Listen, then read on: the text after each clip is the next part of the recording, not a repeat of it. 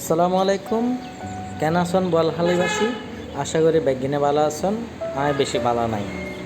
আজিয়ে এই বিষয় লই আর অনেক হত এই বিষয় গান লই এনে অনেক আলোচনা অনেক মিটিং অনেক সভা তবে এই একখান জিনিস লই বলহালি বেশি দুর্ভোগ যেন ধরুন ইমার্জেন্সি এখন হাজে যান পরে আইও যাই না পারি এবং মানুষ বহুত মানুষ আটকা আছে যাইতে না পারে এই ফানিলে বলি।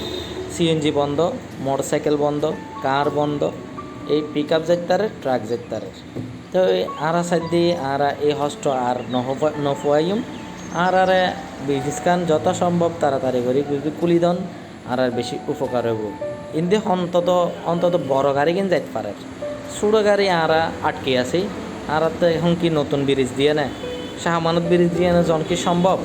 আরা বলহালি মানুষ বেশি বেশি সমস্যাত আছে, আরা বলহালি মানুষ বেশি দুর্ভোগত আছে।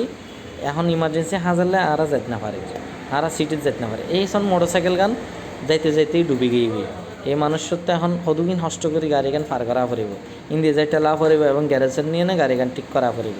তো এই সামান্য জিনিসের সামান্য গেলে বলে আরা সদ্দুর তলাত আছি। এই সিটি হইল দি ফালুঘাট পার হইলেই সিটি, আর সবচাইতে সিটির হাসে হয়ে এনে বেশি গ্রাম্য হয়ে গই।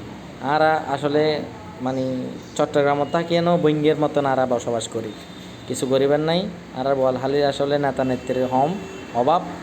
এখন আর এমপি সাহেবে হতা দিই আর ব্রিজ খান করে দিব। এখন আর দেখুম কিনা এন আর আসলে আজ পর্যন্ত আর বিশ্বাস করি না পারি।